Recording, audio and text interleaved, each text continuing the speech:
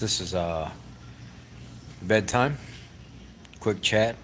I'm going to be busy tomorrow and I have a wedding this weekend, so I had referenced earlier this week that before bed Friday night I would do a quick live where we could all get together and chat with each other if anybody's on, because it's going to be a long weekend for me.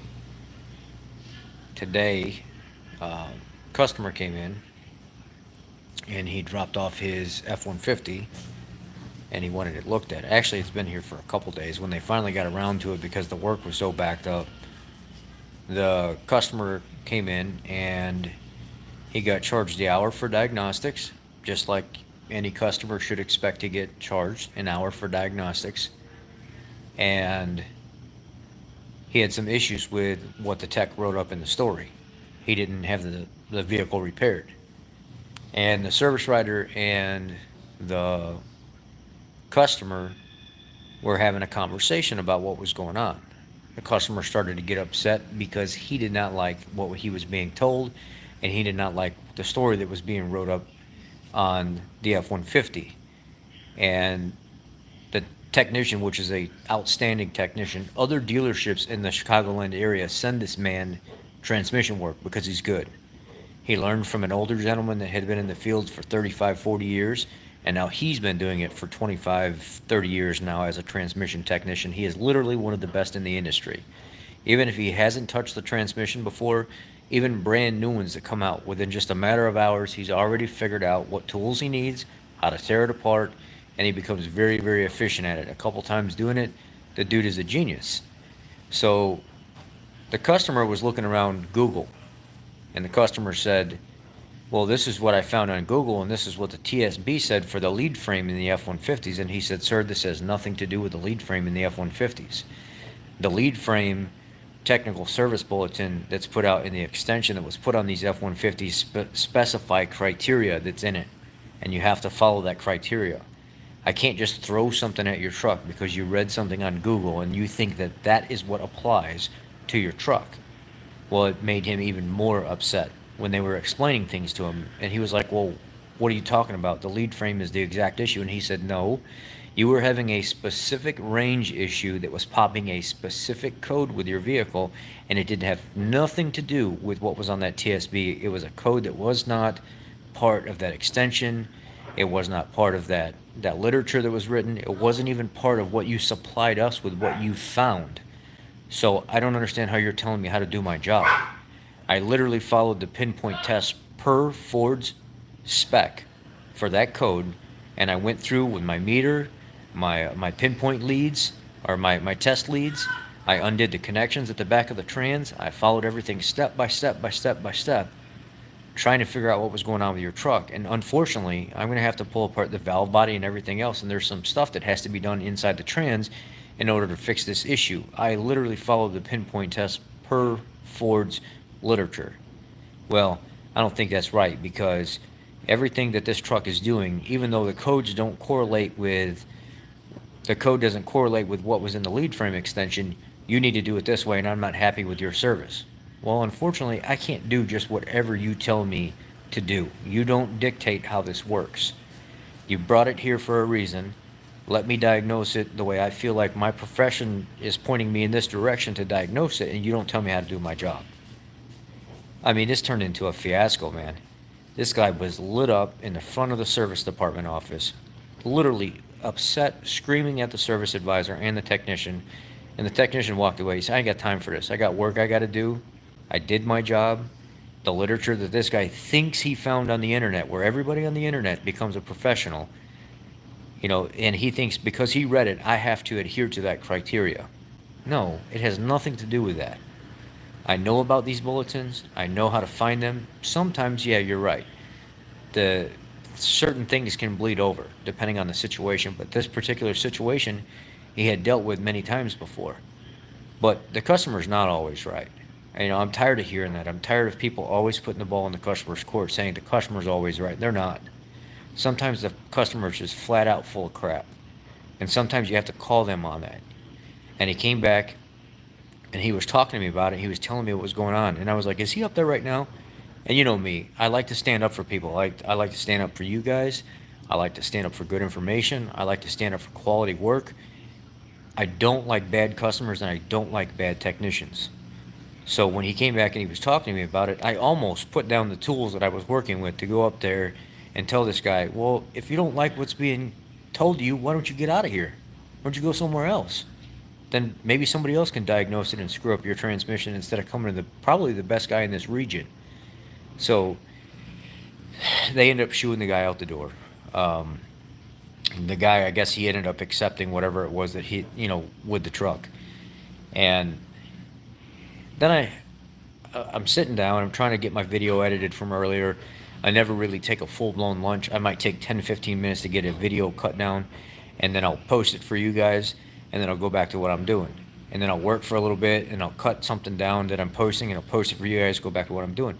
And I read a message on here, and there's a guy on here literally telling me about forums. He's leaving me a message on the YouTube channel here telling me what all these people are saying in forums and stuff like that and how I'm wrong about a situation. And I was like, dude, do you know where these people in these forums get that information? It's from guys like me. You think they just mysteriously pop up and just come up with this information themselves? Literally, these people from the forums privately message me and say, hey, can I post your video on my forum? Can I post your video on my Explorer forum? Can I post your video on this F-150? Do you mind if I take this information and post it in my chat that I have for my guys in my hometown group or something like that? Where do you think they get this information? It's not because they're the ones putting it out. Sometimes, yeah. But most of the time, they're actually finding it from other technicians that have been in the field that have done this work, and then they post the criteria. Or they say, hey, this guy Ford boss found this fix on this Explorer, and if you lift the rear seats up on the 2013 to 2019 Explorers, when you get the airbag code set, you simply just have to undo the connections, maybe clean them a little bit, spray some contact cleaner in there, and then maybe just a dab of XG12, plug the connections back together, and the code goes away. People literally message me and ask if they can take my criteria and post it on their forums. I had a gentleman from Mexico last month and said, dude, you know how much money you just saved me and my wife? They wanted almost $700 to replace both of the airbag connectors for the rear seats. And then I don't know how, like 2.5 hours worth of work, 3 hours worth of work. And then they weren't even sure that it was going to fix the problem. I said, it's not going to fix the problem. The material that's inside those connectors it's very, very poor material. Even the updated connectors that you replace the stuff with, it'll come back a year later, 2 years later with the same code. Unplug the connector, clean everything out, take a little dab of like XG12, just a little bit, goes a long way, and plug those back in. And then cycle the key a few times. On, off, open the door, clear the code, close the door. On, off, open the door, close the door, clear it. The second or third time in, the airbag light will be gone. Every single person that watches that video, every one of these Explorer guys on these forums that use my video and my troubleshooting steps on how to figure this out and what to do, come back and say, oh my God, dude, thank you. You just saved me so much money. But yet I have guys from the internet come to my channel and they're like, hey, on this forum, they said you're doing that wrong. No, they didn't, because if you go back to that forum and you look at the information that's pinned or posted in that blog, it's literally my information that they took from me, that they actually asked if they had permission, which they don't even have to do. They can just take it. It's the internet. There's nothing anybody can do about that. But you're going to come and tell me that I don't get this. I don't understand how you're telling me to do my job when I clearly told other people how the job's done, and they're using my information to inform people how to do the job. Makes no sense to me. Okay. Another situation popped up today. 2000, that Ford Flex that I was working on.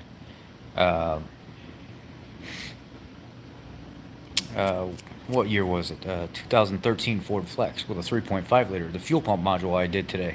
The fuel pump driver module, where they had a doorman in it, and it was just junk. And I went through my pinpoint test to figure out whether or not the actual module was good or bad. And I fix it, call the customer up, and I tell them what's going on with the vehicle. And I said, everything's fixed, it's running, it's great. Here's some concerns that I have about the vehicle, though. With you letting whoever worked on it before work on the vehicle, um, they used a very, very cheap part. It wasn't a very good quality part. Let me wipe this camera real quick. It wasn't a very good quality part, and now that the vehicle's running and it's been down for so long, the vehicle hasn't been running for a year. And then they put the fuel pump module in it, drove it for a year, and then it was down for 3 months. So there's so much time that this vehicle hasn't been run.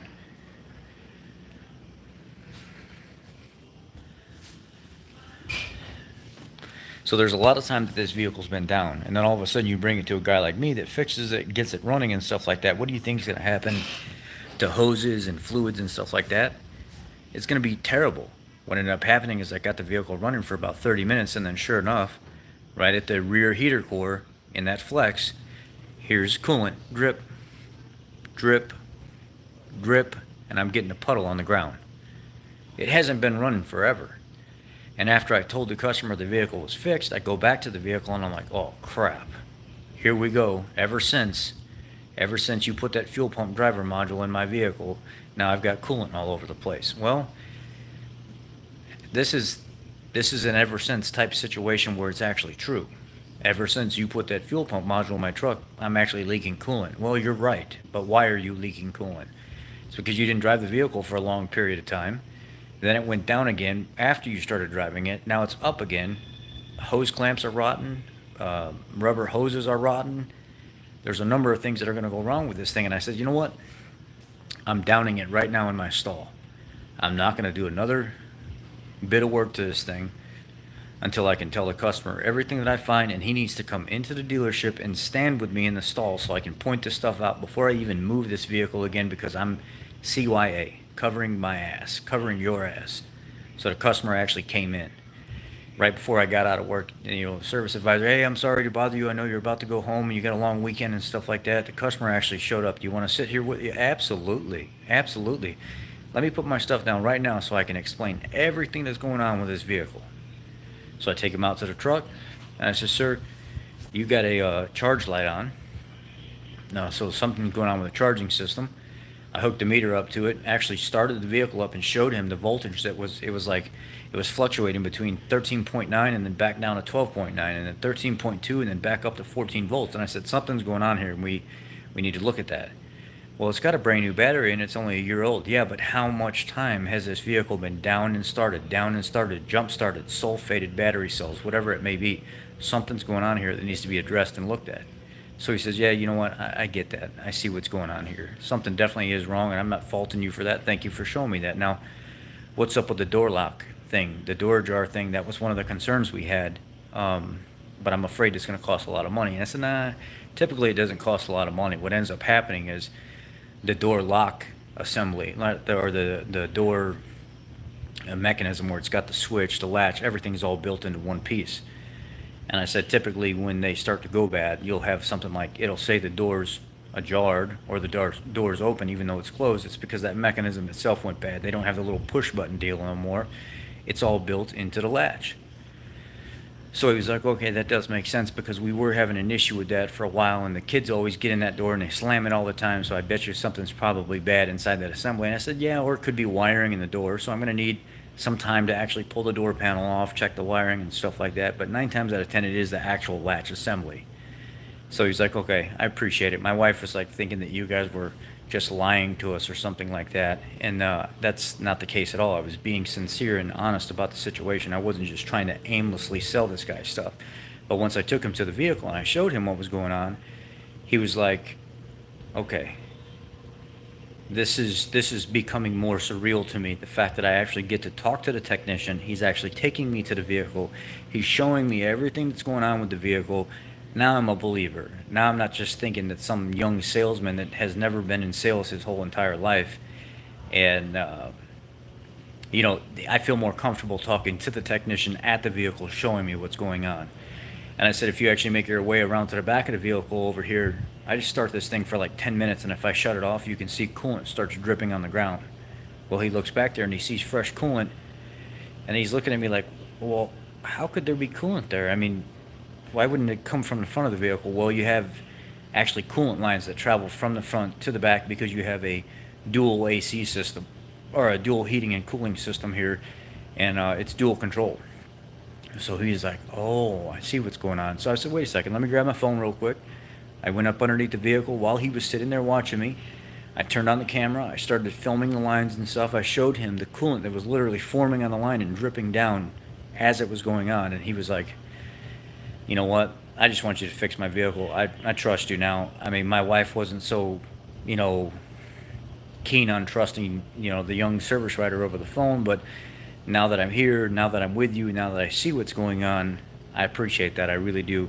Why don't you fix the lock, because the lock is a concern. That's definitely a concern. We want the lights to turn off, and that does explain why the security system is set off at sometimes whenever we lock the doors and the lock is intermittently malfunctioning. And I said, well, that's a direct concern. If that door ajar pops, or if it was intermittently going out, and you lock the doors at night, and then all of a sudden it thinks something's open or it broke connection or it's starting to fail, and it triggers something, the lights come on inside. And he said that was also another concern of mine, is every once in a while the lights inside the vehicle would just mysteriously turn on. And I said, well, these are all events that could trigger some kind of parameter to set off an alarm. We need to really get that door latch assembly replaced or looked into to figure out, is this going to actually take the light off, the door jar light, shut the lights and stuff off inside the car, and actually have it act like there's nothing wrong, so the alarm's not going off in the middle of the night waking you up. So once I explained all this, he was like, this is service that you typically don't get. And it was almost as if we were being told that we were lying to them on the phone, because the lady was real hesitant to even listen to anything the service writer was saying.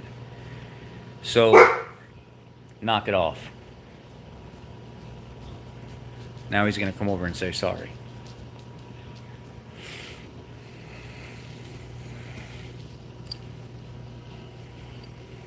He's been pushing it today, really, really, really pushing it. Jumping on the girl dog and trying to fight with her and stuff like that, biting her on her feet. He's been trying to get into some trouble today. Anyhow, how you doing, buddy? Anyhow, lately it's been happening a lot where the customer's like really been pushy. The customer is really trying to.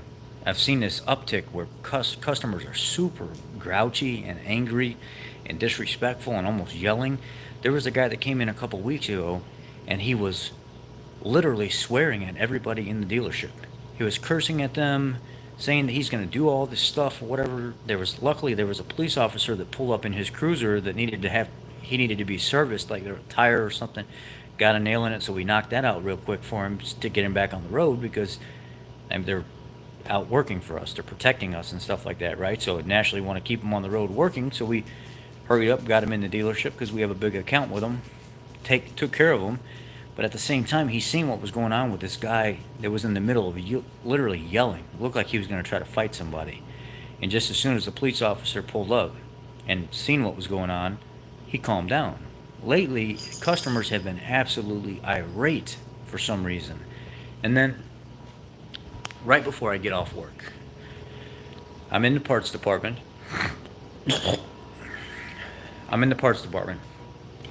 And I'm overhearing this conversation, the little ears that people make fun of on here sometimes. I'm in the parts department, and I hear out the corner of my ear, the window's open in the service writer's office. I'm hearing this guy say, wait a second, you mean to tell me I bought a vehicle from here? You guys sold me a vehicle. I can't even put the hood up on this thing because it doesn't even have a hood prop rod. Then you guys try to make it right. You get the hood prop rod, and now you're telling me you can't find a technician to install this thing because nobody knows who ordered it to have the proper technician install it. And as I'm listening to this, I'm like, whoa, whoa, whoa, whoa, whoa. If my service manager was here right now, he had something to do with family. If my service manager was here right now, this wouldn't even be an issue. My service manager would get on it quick and say, no, somebody needs to get this taken care of. But he had to step out because he had a family thing he had to do, right? So I'm listening to what's going on, and I run into the front office and I said, what's going on here? What is going on here? What is going on with this whole entire situation? It's a freaking hood prop rod. Find somebody and tell them to put it on the guy's car. There's no point in having the customer upset over a stupid hood prop rod. So I just took it and I said, give me the rod. So I went into our parts department because the area where the hood prop rod actually sits on the focus, you have your aluminum front support, but the little plastic thing that's built into the top of it was broke off. So I was like, well, obviously the hood prop rod's not going to be just snapped back in. I'm going to have to MacGyver something here, but I want to make it look legit. So I go down to our used car guy and I said, hey, do you have any of those metal clamps with like the little rubber thing inside that typically has like a fuel line or something running through it? I need one of those metal clamps that they're round, has a bushing and 2 ears. And he's like, oh yeah, I do have something like that. And he grabs the little fuel line that he had, and it was the perfect size bushing. And I run out to the customer's car real quick. I grab a tech screw, a decent sized one, not a little small one that could just easily rip out. And I go out there and I said, look, I'm actually going to make a bracket for the front of this right here because the other parts broke off. It's a used car.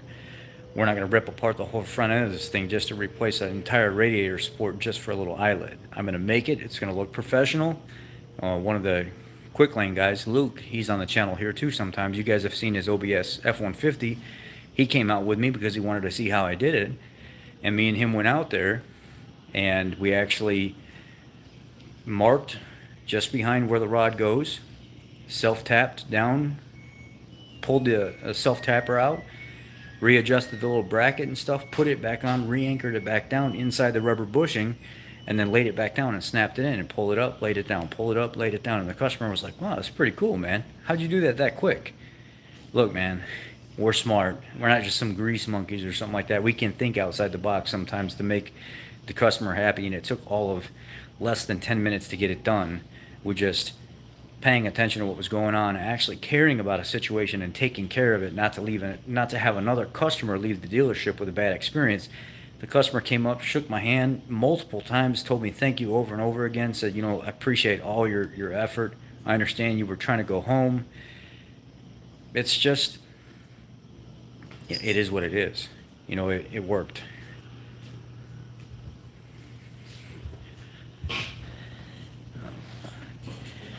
What are we talking about here?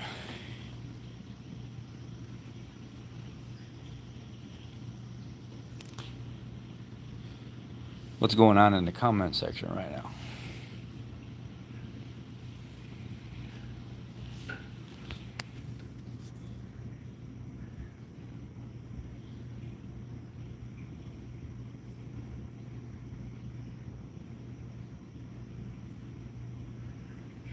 Let's not get into politics, guys. You know how this channel has been so far. I mean, we've briefly run across politics stuff at times, and you know how we always do it in true good fashion. We brush right over it and we move on. This ain't the place for politics.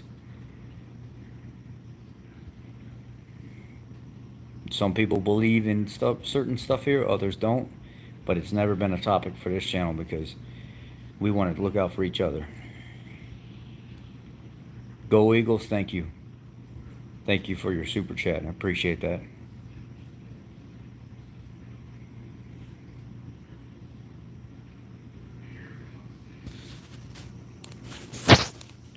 I just find that people are on such like edginess right now. People are just crazy right now, man. It's like, I'm the dude that's going to be helping you. I'm the dude that's working on your car. Why would you want me to be upset with you? Why would you want to yell and scream at me? Do you think that's going to get you better service by coming in and embarrassing me and trying to yell and scream at me? Your vehicle is in my care right now, and I literally have your money at my disposal. You came in for service, and I have a repair order here that states the amount of service you want done, and it's signed. I don't think people think sometimes. We have more power than you think with your vehicle.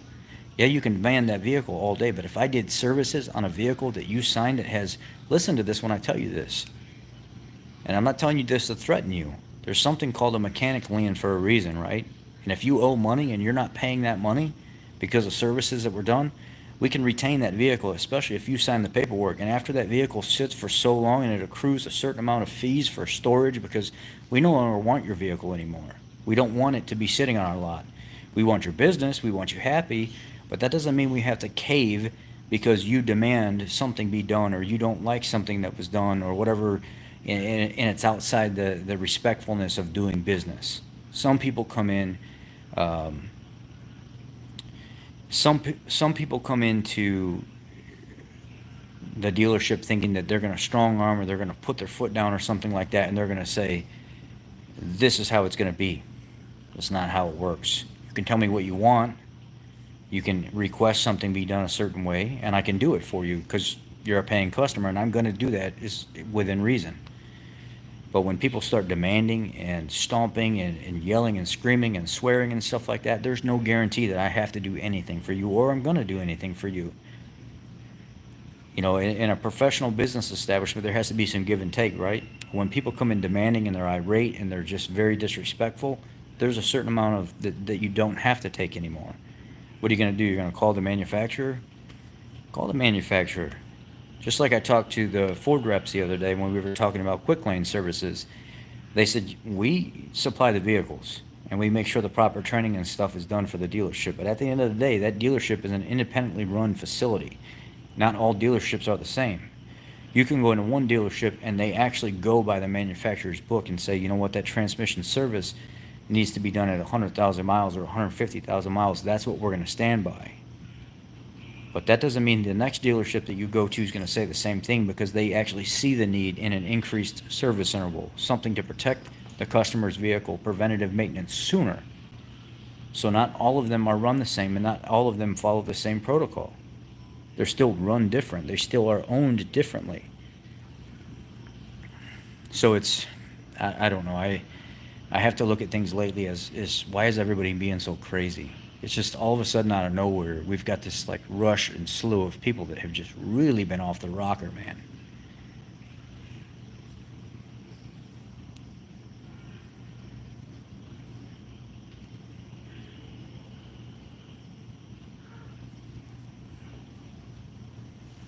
What are you talking about, P-Chuck? P-Shuck or whatever your name is? I don't let people bother you. There are millions of a-holes out there. Stop talking like what? Stop talking like an honest person? Stop talking like a person that wants to vent and get things out there and let people know what's actually going on inside our head. When I talk to my customers that come to the dealership, I'm very honest with them. I'm respectful, but I'm very honest with them. I tell them what sounds realistic and what doesn't sound realistic. Even if in their mind it sounds realistic, if it's not jiving with me, if it's not making sense, I'll actually tell my customer, hey, look, I understand that that's what you're seeing as you'd like the outcome to be, but that's not real. That's not, let's be realistic here. That's not how this is actually going to end up, or that's not even a possibility. Here's the different options. Here's the different venues we can take. These are the different paths. This is how long, we could probably get this car to last in this situation before something major happens. That's me being the realist that I am. Because I talk about things doesn't mean that I'm weak. It doesn't mean that I'm complaining about things. It just means that I'm being open and honest with people in the public because they don't see this type of stuff. That's all. When they see people open up and be real with them, they appreciate that even more. We don't have enough people like that. For instance, Vietnam vets. Guys from the war back in the day. They didn't open up. They didn't talk about things. They didn't ask for help. And what ended up happening? It snowballed. It got worse. People started taking their lives. They started hurting other people and stuff like that. It really ruined their lives because they didn't have the opportunity and stuff to do those types of things. Or if it was there, it was that stereotype of being a man and holding it in and bottling it up and not communicating. And it literally destroyed them. So you have people nowadays that see that you can't do that. You can't bottle those things up and not talk about things. You have to vent. You have to educate the public and tell other people what's going on in the world that may not see it through your eyes. And me working at the dealership level and being on here, plus kind of getting my own thing going as an independent guy, it's very important that I can see things from all different sides and get my views out there because it's a different perspective that most people don't see. How many people do you know that can actually work at the dealership, have their own shop, have a YouTube channel, balance a family life that's difficult at times? Now, my admin here, Bob, and the other moderators and admin have a Discord channel and stuff that we can all communicate and talk on. it's a balancing act, and trying to do all this all at the same time, it can be very frustrating. And it's nice to be able to vent and talk about these things, what goes on in a dealership life. It's there's a lot of stuff that we go through that a lot of people don't understand. When I get to work and I've got 3 or 4 customer tickets plus sitting on my box that have to be taken care of, and while I'm in the middle of doing that stuff because customers want their vehicles back, then all of a sudden emergencies happen, other customers come in, the technicians get taxed, they get pull-off jobs, they get moved over to other areas. It's a whole, I call it an organized circus. Sometimes it's not organized. And you have to do the best with what you have, because it can literally become hectic. Sometimes by midday, I want to literally throw something at somebody, and I'm sometimes telling people, get out of my face. I can't take any more work right now. I literally have to get this job done because the customer's already called 3 times asking about their vehicle. I cannot handle what you're trying to give me right now. Go away. Literally, go away. And it gets hectic. I don't try to be that way, but I have literally told service writers, get out of my face right now. I've got 2 or 3 jobs right now that have to get done, and I cannot keep moving them off. I got to get them done. It becomes hectic. It's the dealer life.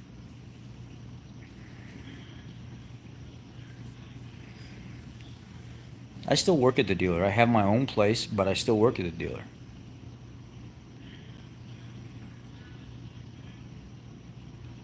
I'm not falling apart.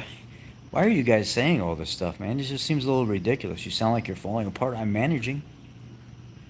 I'm managing fine. I'm talking to you guys. I'm just venting to you. I'm talking to you about what's going on.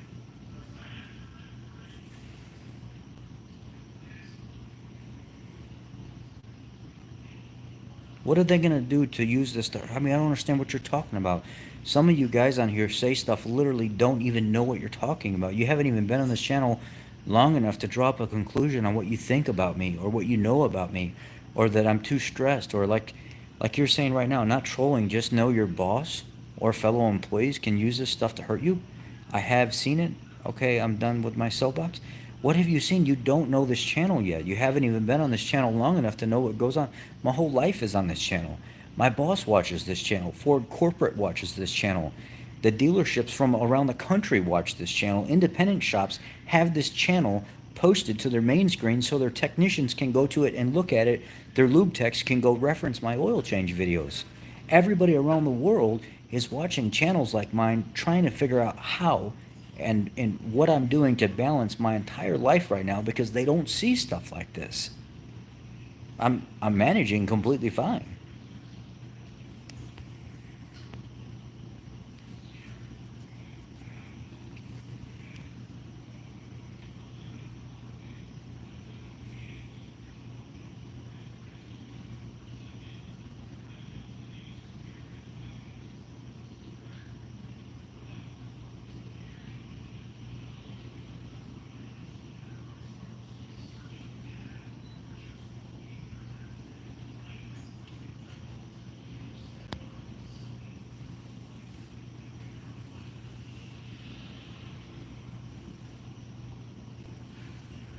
I've actually worked on, what I can and cannot say. I know what buttons I can push and what I can't push now.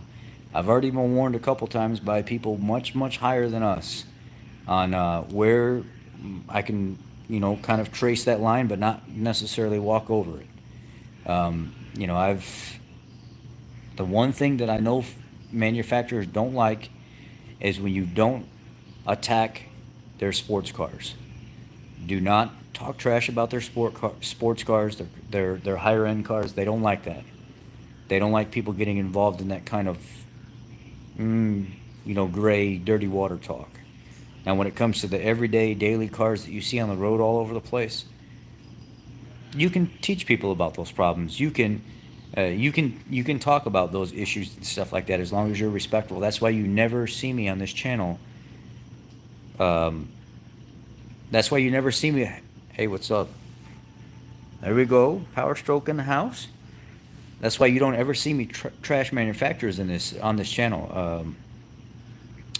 Tonight when me and the old lady were in the drive-thru, she said my one of the people she knows from her job had mentioned something about what does your boyfriend think about, Dodges, Chrysler products, and she just flat out told him he doesn't badmouth manufacturers. I don't do that. So he doesn't really ever say anything bad about other vehicles. I don't do that. It's not something that I do. Chrysler has their problems, Ford has their problems, Toyota has their problems. They all have their problems in some shape or form. I just don't do that. It's not something I like.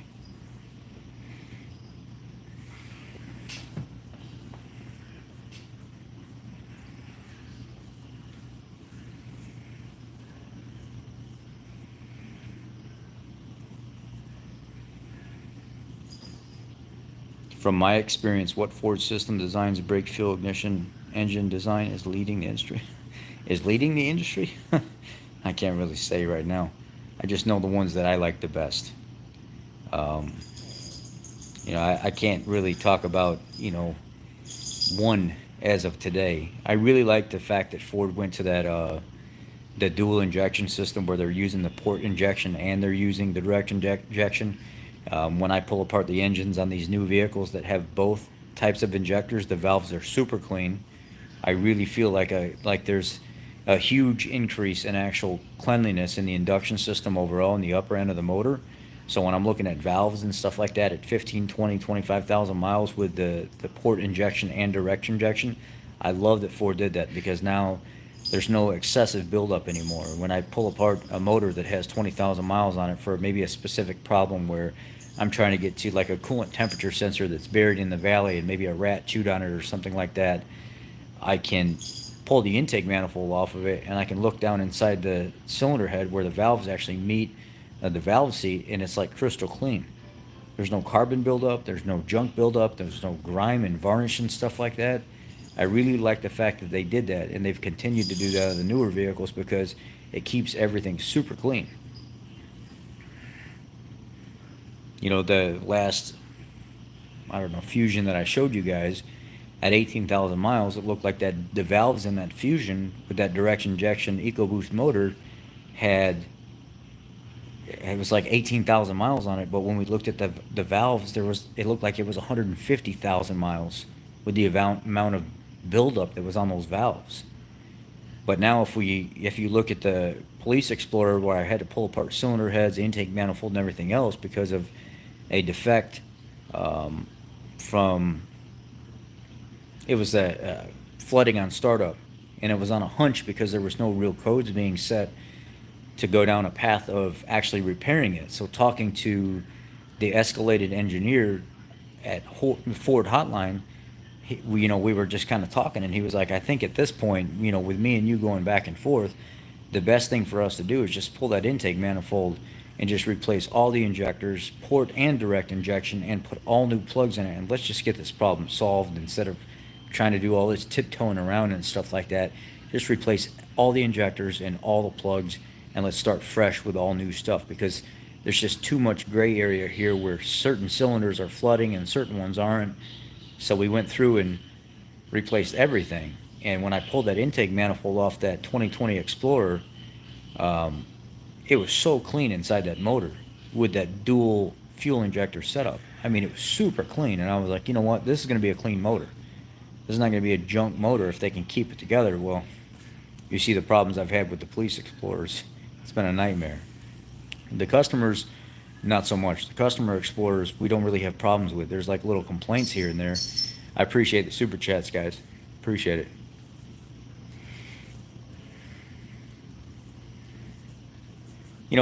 I don't know that any manufacturer would really hire me as a consultant or even the engineering department. When the engineering team, or not engineering, when the corporate team was here at the dealership not too long ago, when I actually sat down and I was running my ideas by them about customer retention, customer loyalty, not being all about taking mass amounts of money for, needless repairs and stuff like that, where people are not educated and trained in certain areas, they were like, dude, you need to be a manager of a department that looks over this kind of stuff, like whether it be a dedicated quick lane manager or some kind of manager or whatever. And I just, me and my smart ass mouth, I'm thinking to myself, they're just smoke and mirrors.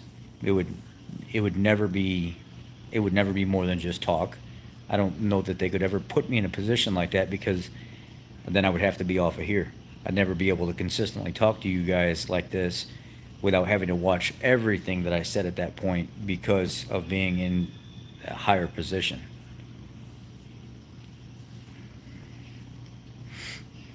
We will. I got to actually have the Thunderbird taken to my shop.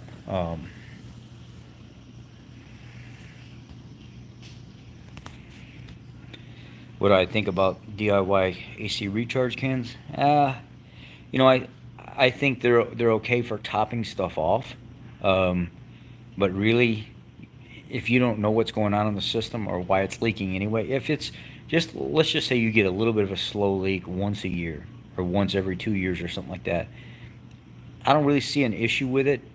But if it's something where you're having to go every few months or every other month and you're having to top something off, there's a problem there.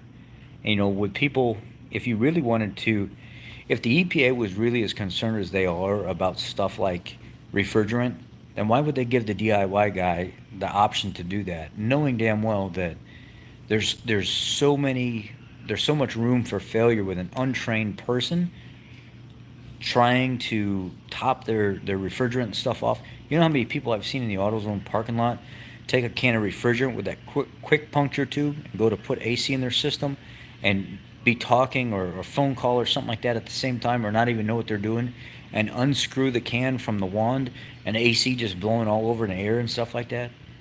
Did the EPA not think of any of that? I mean, if you really think that that a lot of this stuff hurts the atmosphere as much as they say it does, then why would they give the option for the DIY guy to make such a large, um, such a have such a large opportunity of error for DIY stuff like that? I don't get it. I, I don't know. I have mixed feelings about the whole recharge can stuff, but I really don't see too much of a problem with it. Yeah, they say they reseal. Like you said, the new cans reseal now, right? So look at that a-hole from, it was some technician from another independent shop or something that popped up on here, and he was like, "Oh, I don't, you can't take a regular reseal can like that and stick it on a regular puncture line. They have special lines and all this other stuff. Uh, you must have been lying in your video when you did that. I'm a technician at an independent shop, dude. I can literally go back to that can right now and show you over and over again. If you take that puncture tip and you just run it down in that can over and over and over again, you can literally turn that can upside down and stuff with that valve backed out of there, and it still functions just like a regular can does. Uh, those puncture seals, yeah, right there. It, I get what you're saying, but people are so confused, or they talk them up so much that they're God's gift to reseal cans. Come on.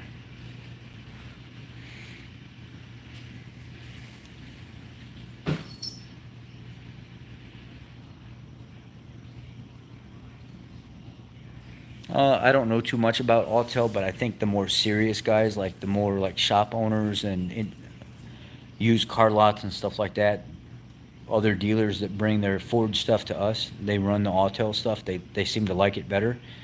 But I noticed a lot of like mechanics at the shop, for like quick checking codes and things like that and clearing codes. A lot of them have just regular small launch scanners.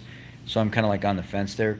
I don't know much about Autel, but I think a lot of people I've heard so far say that the Autel stuff actually does more, but you do pay more for it, if I'm saying that correctly.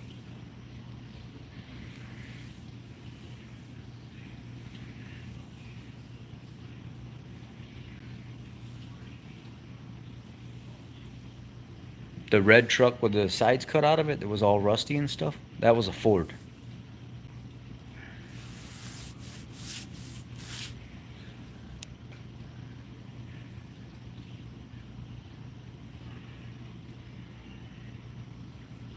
What are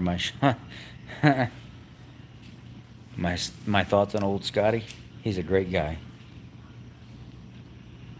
He's a great guy with dementia and whatever other condition cause you to change your mind 3 times a day and tell 6,000 lies a week and create tons of unsafe recommendations for your followers that seem to love your Scotty flavored Kool-Aid.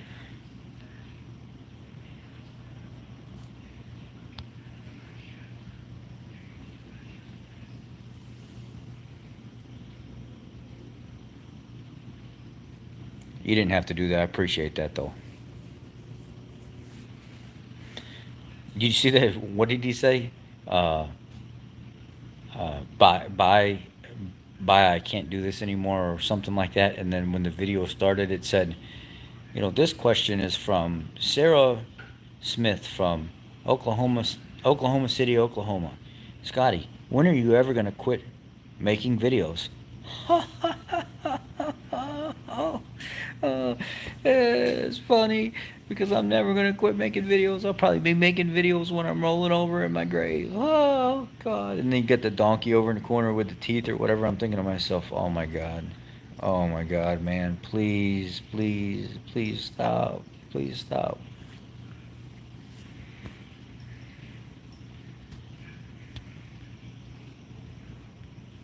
Scotty Kilmer said you were the turd that wouldn't flush away. Yeah, he's right. He's right, because I'm going to be a stink on that old man every time he makes another bad recommendation that's going to get somebody hurt.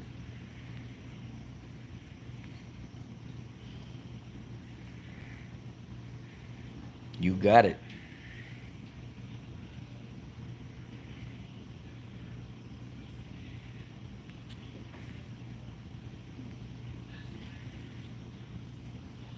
Yeah, 14-inch innie, not Audi. He's the guy that would be laying in bed with his wife, and he would look at her and say, "Oh baby, if I had an inch more, I'd be a king." And she'd look back at him and say, "If you had 14 inches less, you son of a bitch, you'd be a queen." Yeah, yeah, that's him.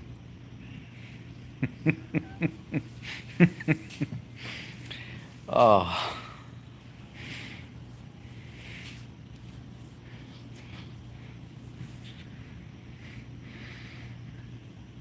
Yeah.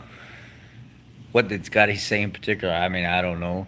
Compression fittings on brake lines, teaching his subscribers on how to let their brake lines go in the middle of in the middle of a video with a package that clearly says in the bottom corner of it, not for use on brake lines. But he did it anyway, uh, telling people to jack cars up without lift or without jack stands underneath it, saying, "Oh, it won't matter if it falls on the tires; it won't crush you." And then I post videos literally of people trying to steal catalytic converters underneath cars getting crushed.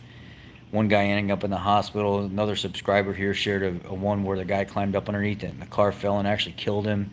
Yeah. And then multiple other people on this channel talking about how they got injured by doing it the way Scotty had said to do it, and then getting hurt by the car falling on them. Yeah. So it's not just one thing; it's a number of things. 6 o'clock in the morning, as my story always goes, talking about how trash Tesla is, and then 5 o'clock in the evening talking about how powerful the Honda hybrid system and accurate it is, and then 2 days later going and driving a Tesla and talking about how it's such an amazing car and sticks and handles and it's just going to be a great product. Yeah, you answer your own question on that. What hasn't he said? I've come to the conclusion that if you don't even comment on his videos and you just sit back and keep track of his titles for a week straight, on Monday, Ford is no good. On Monday night, Chrysler's the best product on the road. Tuesday morning, Chrysler's starting to recover and Ford is they're somewhere in between. On Tuesday night, Honda is the best thing on the road. But come Wednesday morning, Chrysler has recovered completely, and it looks like their stocks are going to skyrocket, and they're not going to go out of business anymore. But Ford's definitely going to go out of business because they're building multiple multi-million-dollar facilities, but they're going to go out of business because they can just afford to just spend all this money on all this stuff. And while they're going out of business, that's just what they do, right? So you follow the trend.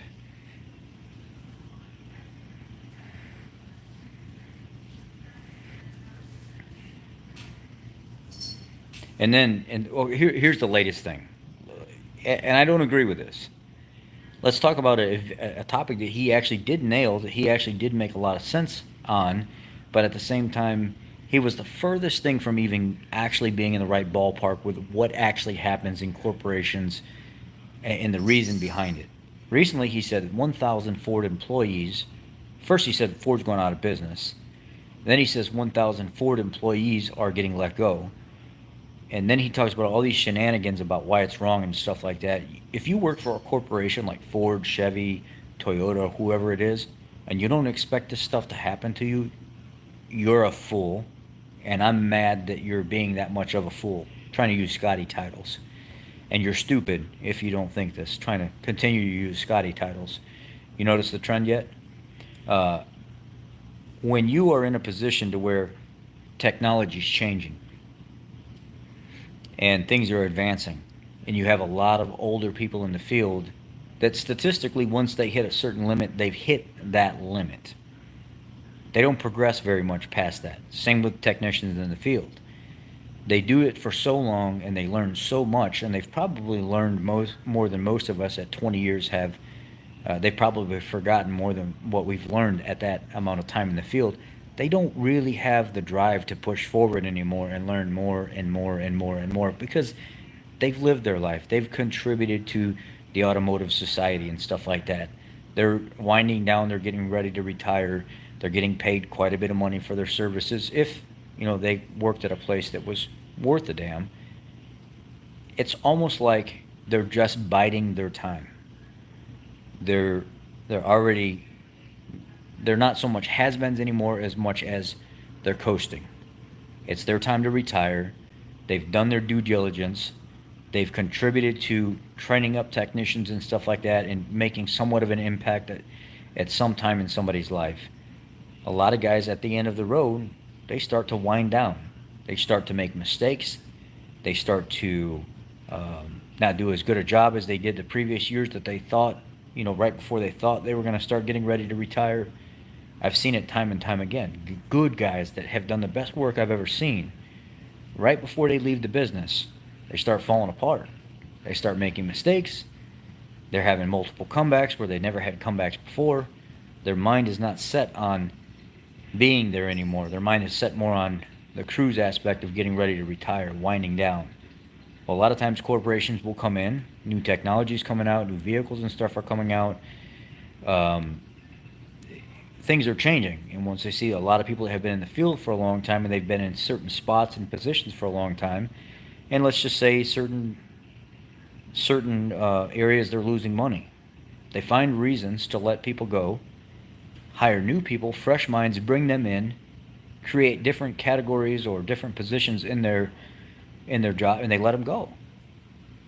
They retire them, they move them on, they fire them, whatever you say. They give them severance packages, they let them go, and they bring in younger people with fresher minds and stuff that they want to train up in different positions. Now, is that always right to do that? No, but that's the business.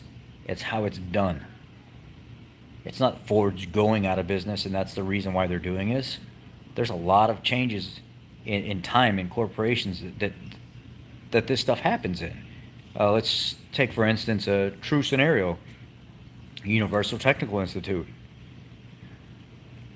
Universal Technical Institute, their student enrollment started going down by a lot. Let's just say at any given time they had over 3,000 students in their facility going to school at one time. Well, as the trade started dwindling away and not so many people want to be technicians anymore, and the industry keeps getting worse and worse and worse, social media wise, and people bad mouthing the industry like Scotty Kilmer, well, you have people less and less and less and less than less that want to be in these jobs. Now people are wanting to live home free. They don't want to go to work. They don't want to go out there and try to make a hard-earned wage. They're not so manual anymore. A lot of people have become little sissies. They don't want to be out there in grease and wrenching on stuff and taking stuff apart. They'd rather have the computer tell them what to do or somebody guide them on every step of the way because they just can't think for themselves anymore. Men aren't so much men anymore. Women aren't so much women anymore. Men have become little sissies, and women now have the set between their legs and they're trying to do the man's role. There's a lot of stuff that has changed. So when their student enrollment and stuff started going down and they're seeing less and less technicians trying to come into the field, less and less people are actually signing up. The recruiting has went down. They start thinning out different departments. So now the recruiting manager goes and some lower paid guy moves up. And then this finance manager goes or that director goes, and all of a sudden thin, thin, thin, thin. Let's move in people for half the pay to do the job, and then maybe we can get fresher minds or different ideas and stuff in here because we're downsizing, student enrollment's down. We can't afford to pay all these people that make all this money, so maybe we can move younger people in their positions that make less money, that have the drive to start moving in that right direction, and maybe to prove themselves they actually start bringing enrollment up or working on advertising better, or the efficiency goes of a company. There's a whole slew of things that goes into this, but Scotty won't talk about that stuff because I don't think he's actually intelligent enough to actually sit down and talk about that stuff. Because there's more to Scotty than clickbait. I know there is. I know the man's got to be somewhat of a genius. He seems like a smart guy. He really does. But a lot of the stuff over the last few years has been nothing but about making money, monetization. WyoTech started shutting down. Less and less student enrollment, less and less people wanting to go there. UTI marketing more and more and more, started taking more of the students that were going to WyoTech because of marketing.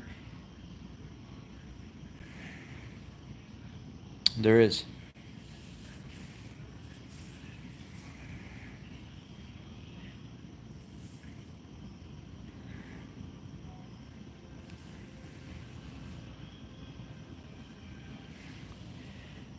What did Jonathan say? I make a lot of money off master mechanics mess ups. I make a lot of money off of a lot of people.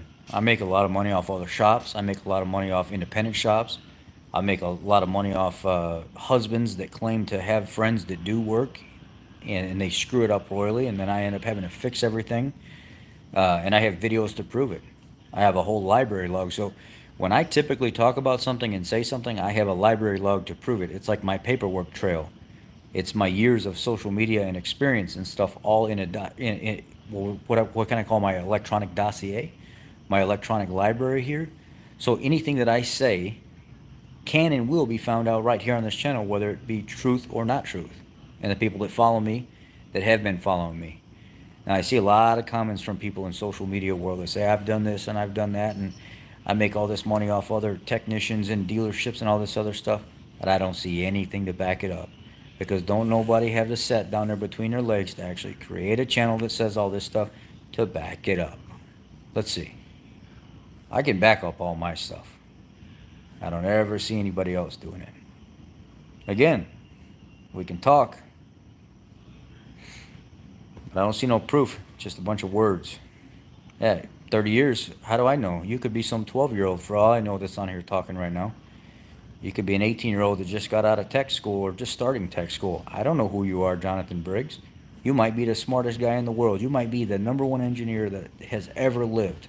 I don't know that. It's all smoke and mirrors to me because I don't know who you are. Do you know what's the firing order for a small block 350? 184-36572. Can you spit it off like that? I highly doubt it.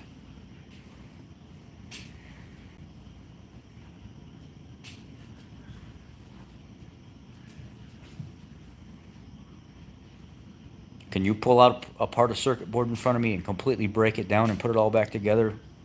I mean, I can do it live.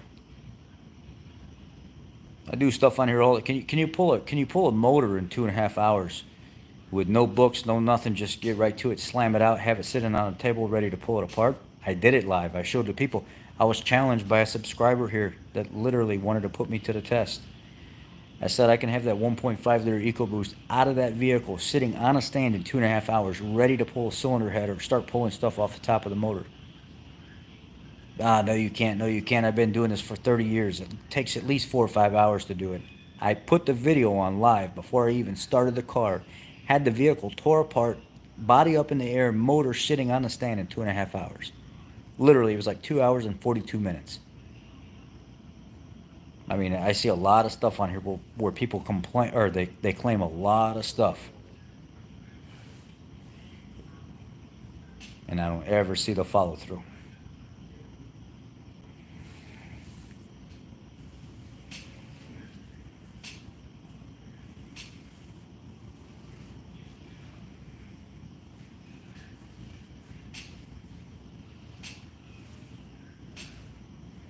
You know, guys, my whole point was,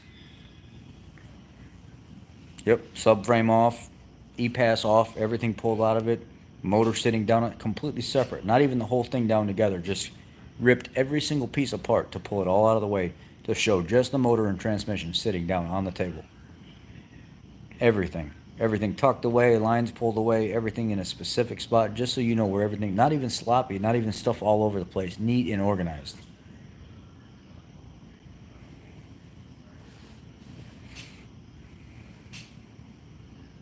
You know how many people come here and watch like A-Rod and me and what is that, Boss, or some of these other YouTubers on here and stuff that really do a lot of work. It's probably not even like I don't even get into really crazy electronic stuff on this channel.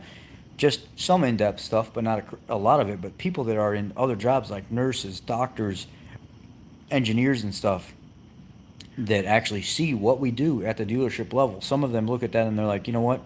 I didn't even want to do that. I thought what I did was hard, but I don't even want to do that. I want nothing to do with that. I literally talk to people at Ford all the time. Can I do what?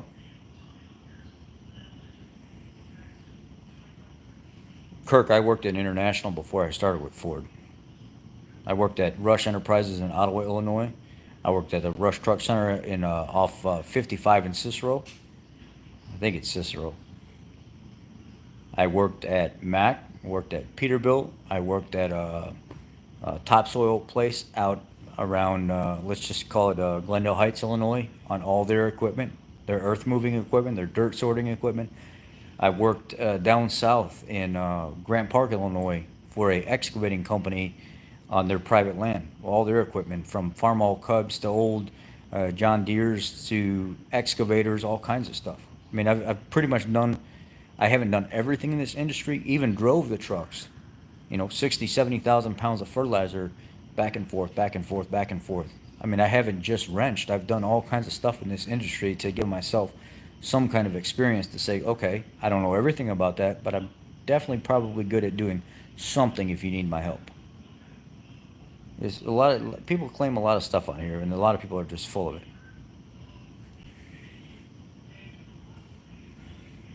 No, I haven't.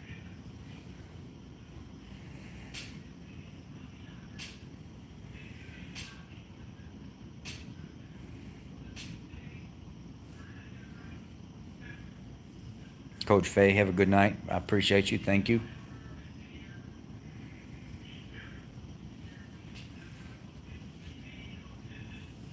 I worked on a DT444, the 444Es, the VT365. I did all that stuff.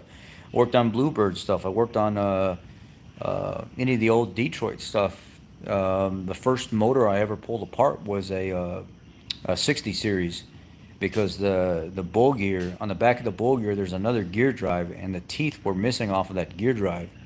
So they ended up in the oil pan. So when I pulled apart that motor, what the hell is this guy doing?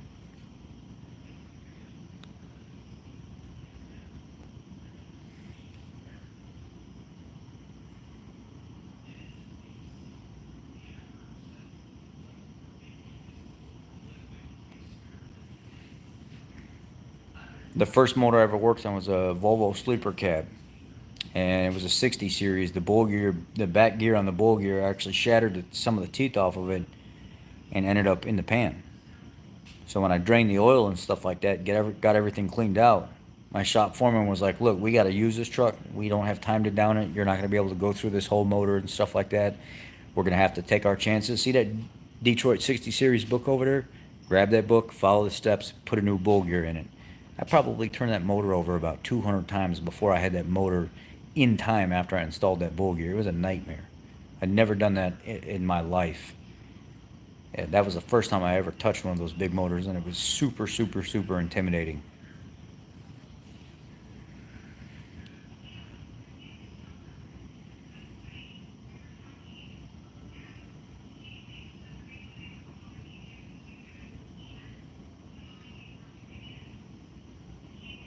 Yeah, I'm not from Michigan.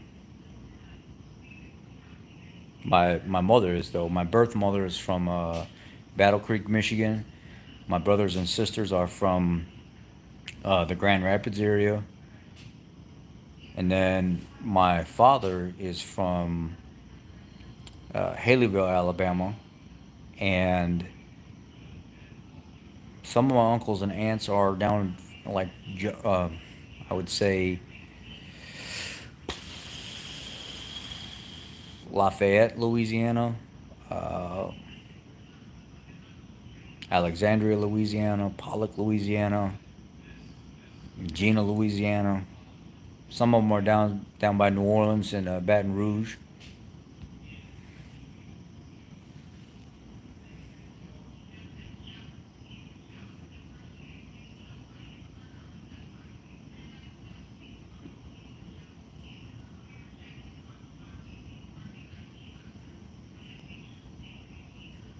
Joseph, I appreciate it, man.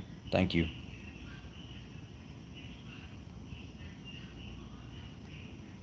I had one runaway diesel engine, and I couldn't get it to stop when I tried to plug the intake. I couldn't get it to stop, so I actually took a hammer and I knocked the fuel line right off of it. Because if you stop supplying fuel, you're either pulling oil or you're pulling fuel. Luckily, it wasn't pulling oil and it stopped because it was pretty nutty. It was a 444, and it was a test engine, and the lift pump was just all I could do was knock the fuel line off of it.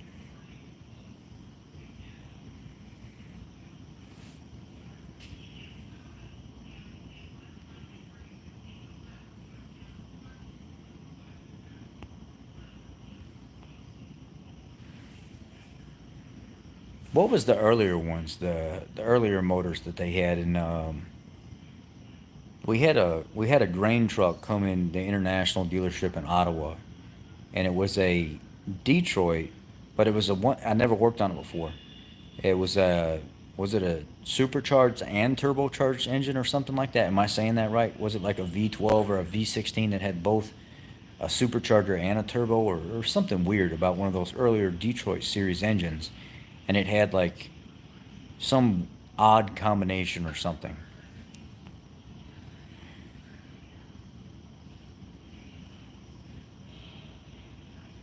671, that's what it was. And it was weird because when it came in the shop, it had I think it was air start. It was something to do with the way it was started, the way the induction system was on it, and it was a huge motor. It was longer than most engines you've seen. It had a very unique sound and design to it.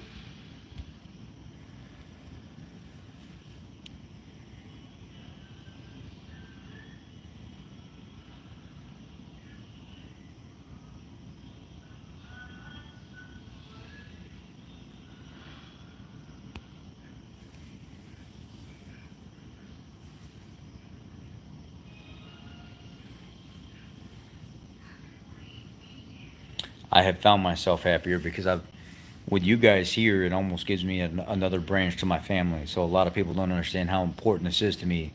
Um, you know, at 13 years old, going into foster care, and then getting out of foster care at 17 years old, I'd been through 9 different homes, 9 different foster families. I never actually had a stable family.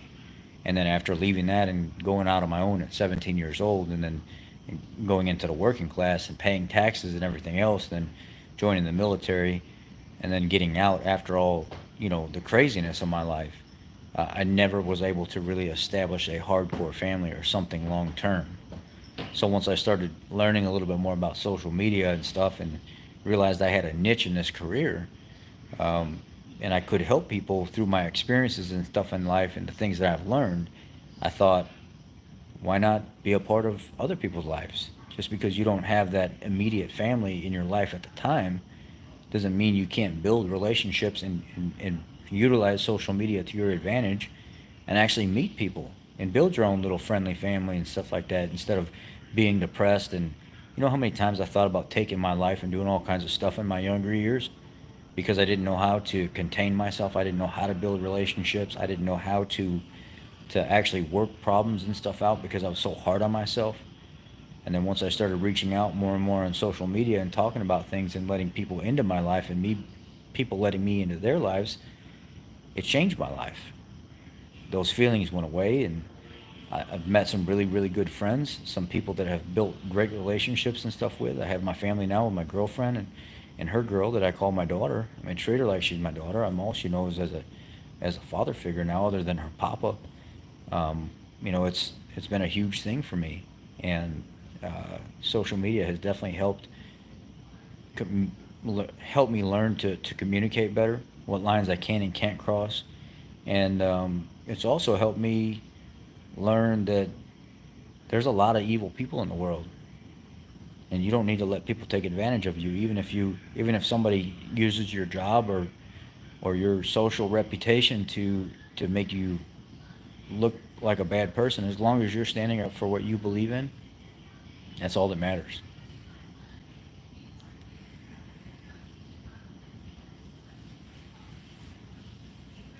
Thank you. I appreciate that.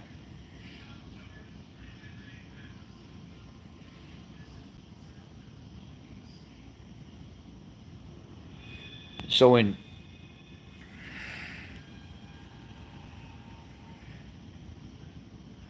I think the Bronco is I think it's a nice vehicle. We've only sold we haven't even sold the one that we can't sell the one that we have. We've driven it. The employees and customers have been driving the Bronco that we have, but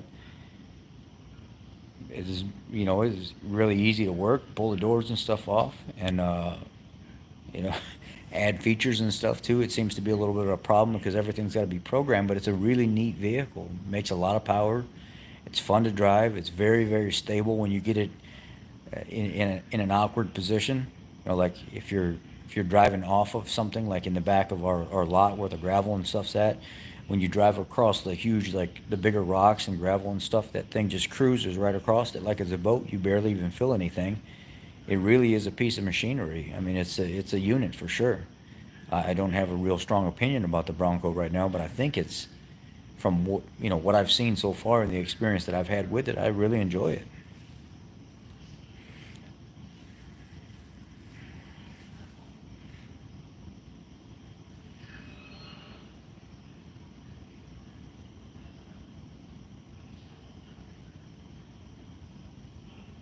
We can't sell the one that we had.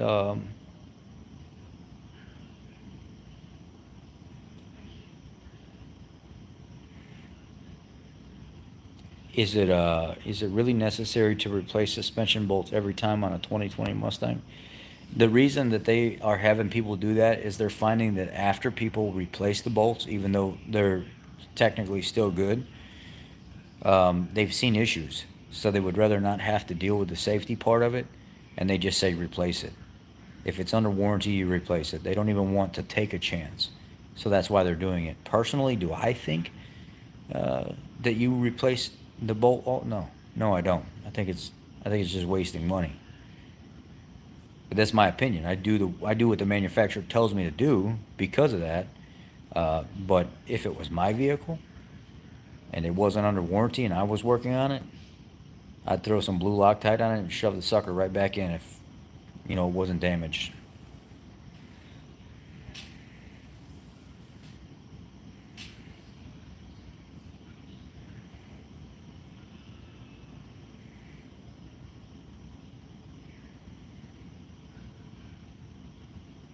Yeah. What's going on, Lon? Um, you know, I find that there's good and bad service advisors. There's first service advisors that want to look out for the customer, and there's service advisors that want to look out for their friends, if you know what I mean. And then there's service advisors that are just there to collect a paycheck. We all know it's in every industry. It's in every part of any business where there's sales involved. It's a part of life. You just have to weed through the ones that fit you the best, and that's what I tell people. It's just like with mechanics. We know that there are bad mechanics and there are good mechanics. You have to find the mechanic that fits you the best.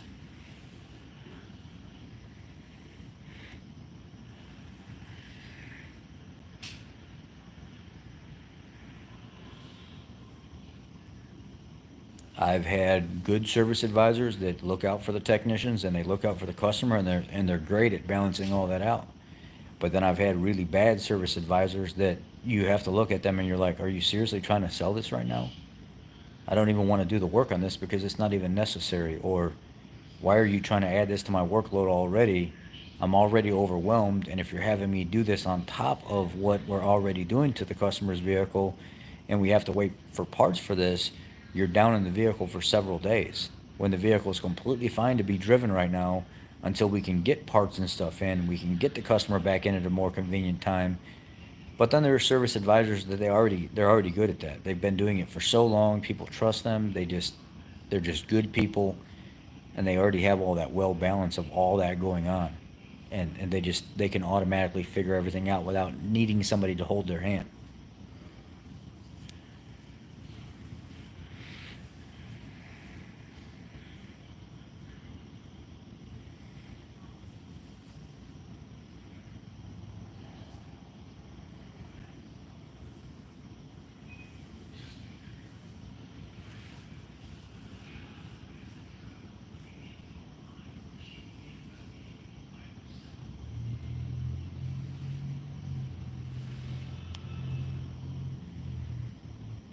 Trying to look here at questions.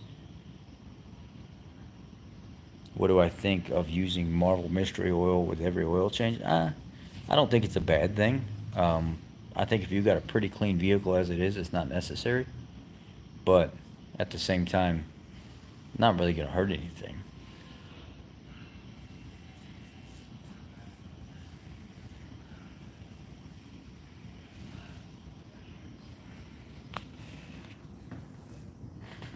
Yeah, a 1.5 liter Bronco. So far, we've had no problems with them at all.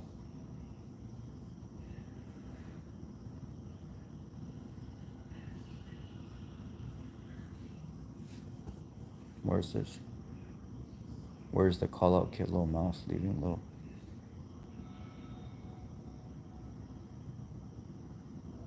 I don't know what you're talking. Where's the call out kid? Little mouse leaving little discrepancies, not calling me out. What are you talking about?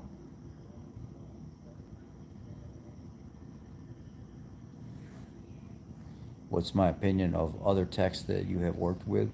Not too many are good all around or well rounded as people in my experience. The guys I work with are good. I don't.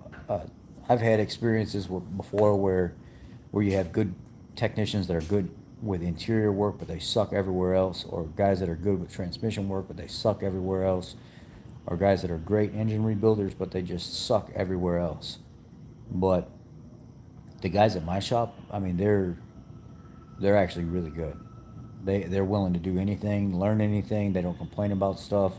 Obviously, we have our specialties, but the guys at my shop, they're actually the best technicians I've ever worked with.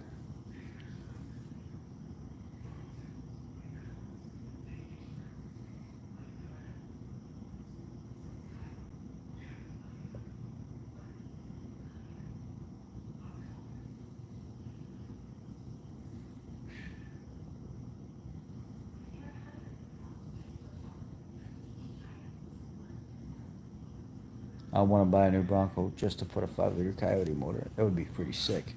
I wish they would have done that. We wouldn't have been able to keep Broncos on the lot. There was a guy that, or no, that wasn't a newer Bronco. There was that guy that does, I posted it in the community section. I said, man, the guy's video editing was just on par. And he only had like 1,300 subscribers, but you can tell the amount of money that he had invested in like editing software and stuff like that was better than most YouTube channels I've seen with millions of subscribers. And he only had like 1,300 subscribers, and he took that old '79 Bronco and put that he did the Resto mod 5 liter conversion. Oh my god. So, oh my god. Sexy, sexy, sexy machine.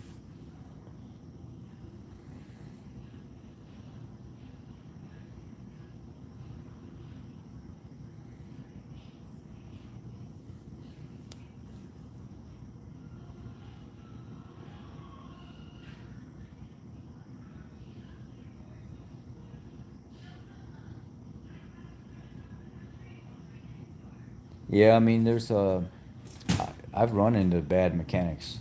I've worked with guys that are just all about doing work.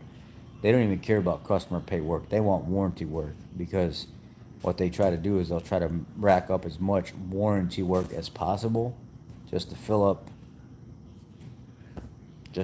a paycheck and not have to worry about getting audited until they're gone from that shop and on to another shop before anything gets audited or caught.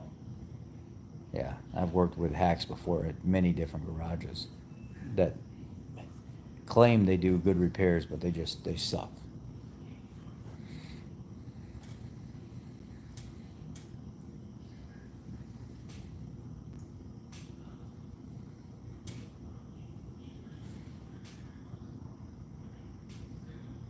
When I was at International, you made hourly. It didn't matter. You were union, you made hourly, and you had. They didn't have a. Yeah, they did have a guarantee. I think the guarantee was like 30 or 35 hours, and that's the same way with most union places. They try to get some kind of guarantee between 30 and 35 hours. If you don't make that, you still get paid that. But I work flat rate, so I mean, I I work book time.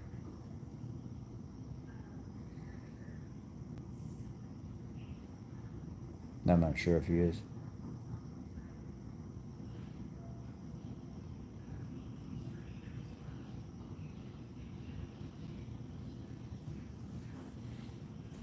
Are there any common issues you are seeing with the cam phasers on 18, 19.3? Just your typical rattle stuff that the TSVs are already out for. I mean, common issues are all the same rattle issues that we've been dealing with.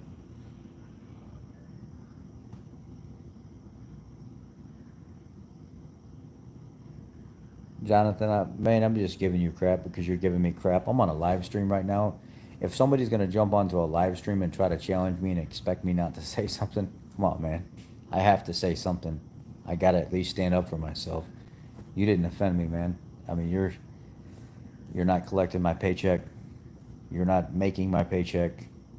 I appreciate you as a commenter, but don't come at me. Don't. If somebody comes at me thinking that they're going to be the bigger bull on this channel, it's not going to happen because I don't even want to have to deal with that. I don't want to have to prove that I'm bigger or better than somebody. It's not even what I do. I don't want to have to be challenged by somebody. It's nothing that I want to partake in or have somebody come challenge me and say, this or that, or let's just be good people and civil to each other and just help each other out. That's all I care about.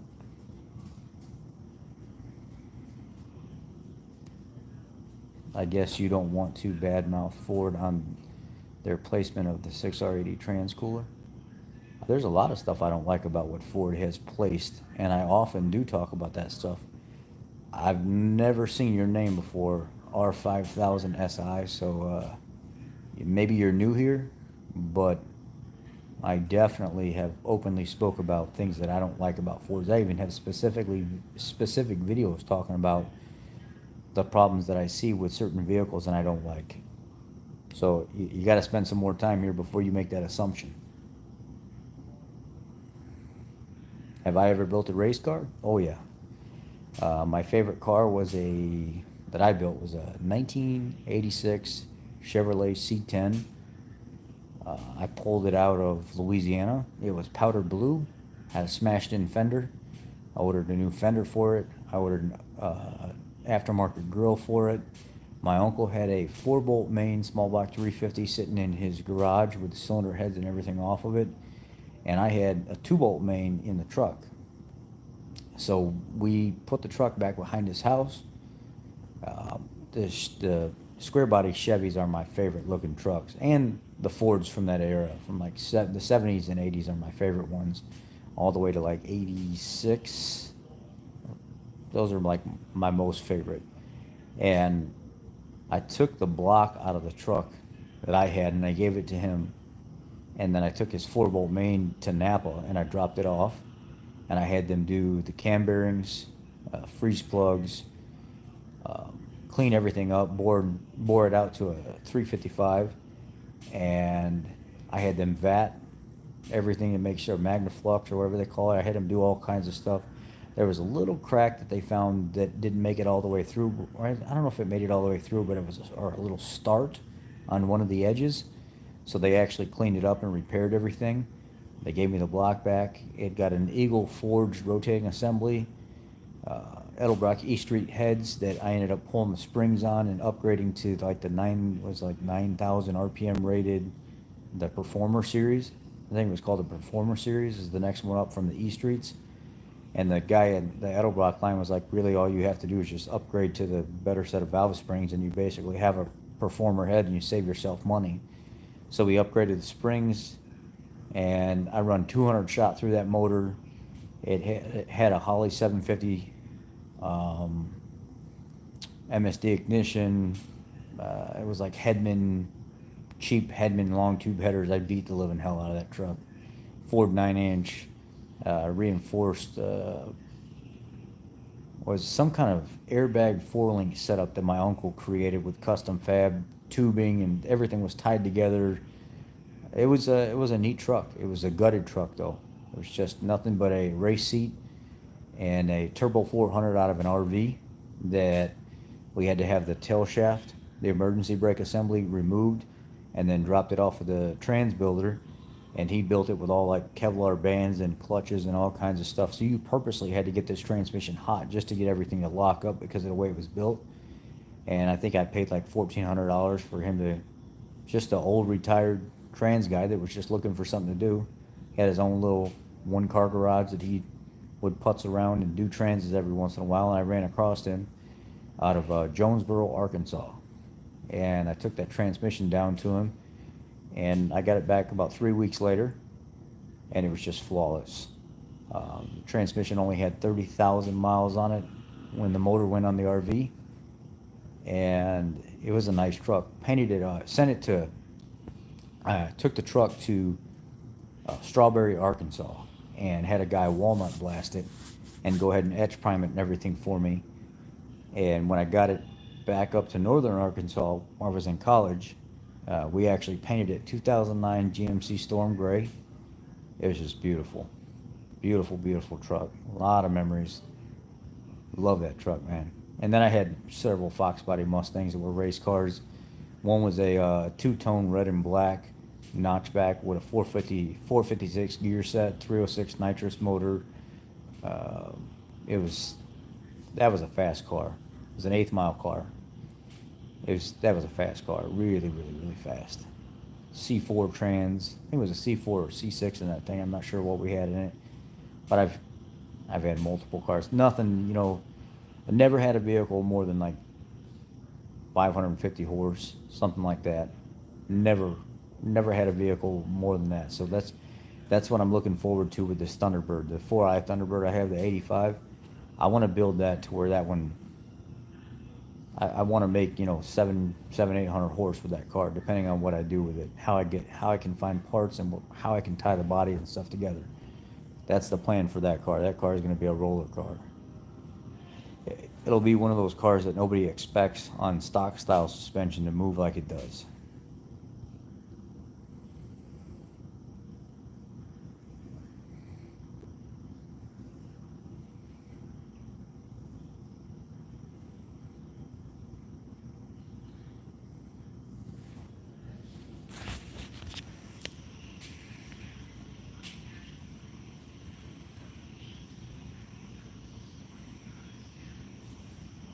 What do you mean you've been the block, 906? I'm not sure what you mean, man.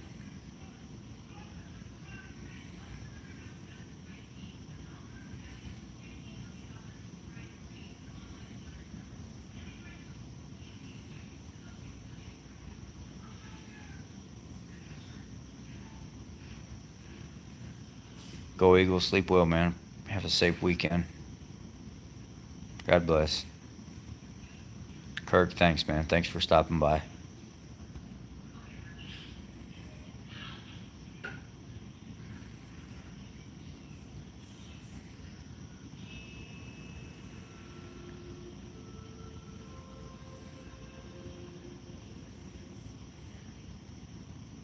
I just got a new used LKQ 37,000 mile 3.0 liter Duratec for my Fusion. on first cold start. Only it has a rattle knockish sound. Is that cam phasers or lifters? I mean, it could be timing components of any kind. You don't know. I mean, if you think it's lifters, you could, if the oil is fairly fresh, you could, maybe take some trans fluid and dump it in with the oil on one of your services, or right before you get done, or something like that, with like a 3,000 mile service. Take a little trans fluid, like half a quarter trans fluid, if you got room for it, and dump it in there and run it. A couple hundred miles before your oil change. If it's lifters, that might freeze some things up for you. Some people run it the whole oil change. I don't know that I would do that, but definitely wouldn't hurt anything.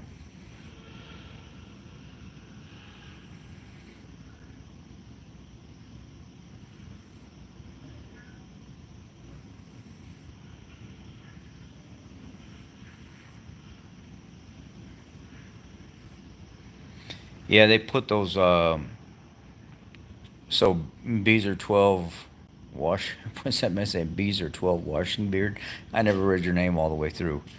Um, you should see where they put the fuel pump driver module on the Fusions. The back. What was the last one I did? Driver side, passenger, and then right where your butt goes up against the back seat, the plastic that's at the left cheek. You got to peel that back, and then it sits back behind that. At least on the Flex, they were able to tuck it in the C-pillar, something where you could actually stand up and get to it instead of having to squat down next to the car and peel apart the plastic back there, where there's like almost, you feel like you're almost going to break it.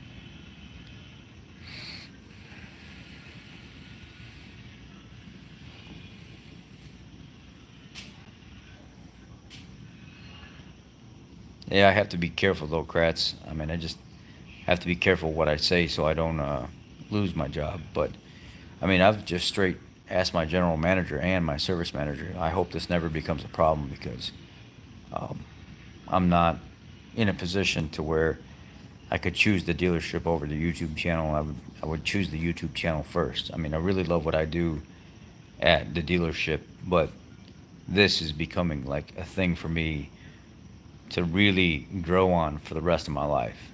Like, can you imagine a lot of the guys that got started late that only spent a few years on here that were phenomenal, or for some reason something catastrophic took them away from us?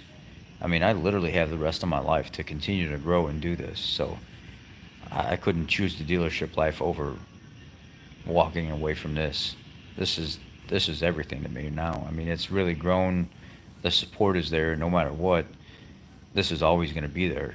I mean, now, unless my channel gets taken away, but that's why we have the Discord up now. So if anything ever does happen, we can always be in touch with each other. So definitely Ford Boss Me Discord. If you guys aren't there, we already have like our own app up now that Bob put together for us, that it's been growing very, very fast.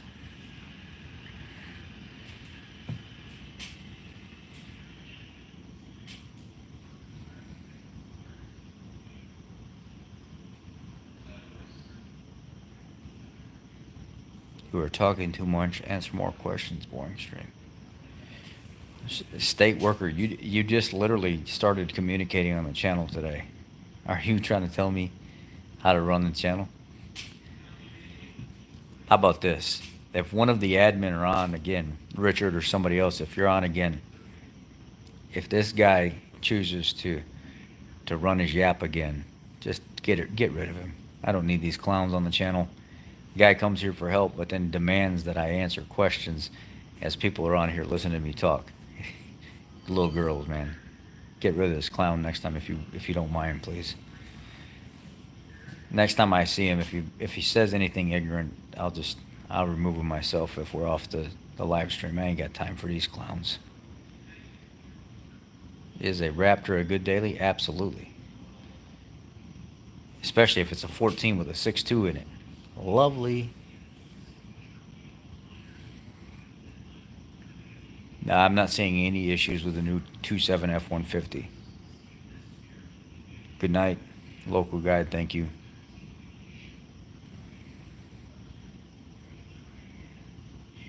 Larry Baker says I worked with a guy years ago that would jam out 70 to 90 hours in a week and would spend the next week working on all comebacks. Guy did that for years. Pretty shady. Yeah, it is. It's pretty shady.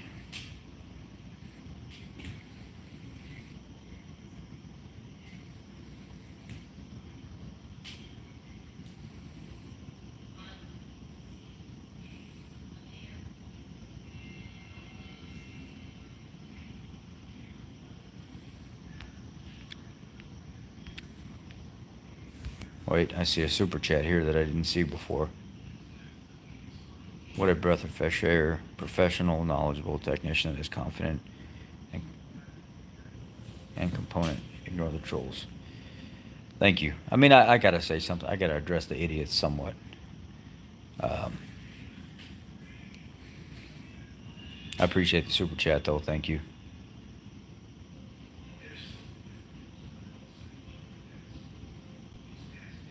Yeah, I want to try that though. That's going to be one of the next tests after I run the AMSOIL in the next run. So we're coming up on 3,000 miles here. I think we got 1,000 miles left ish on the Pennzoil Platinum because I've been running that town car. So we're going to get that sent out.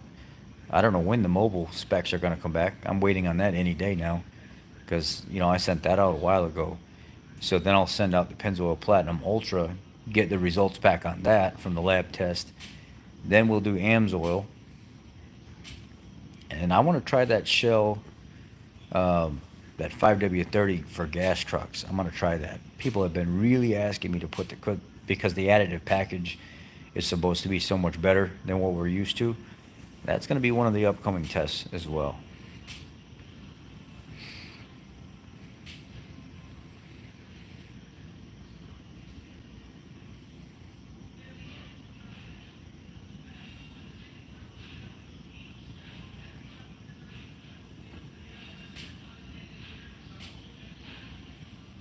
I love the 93 Lincoln Mark 8s. I love those cars.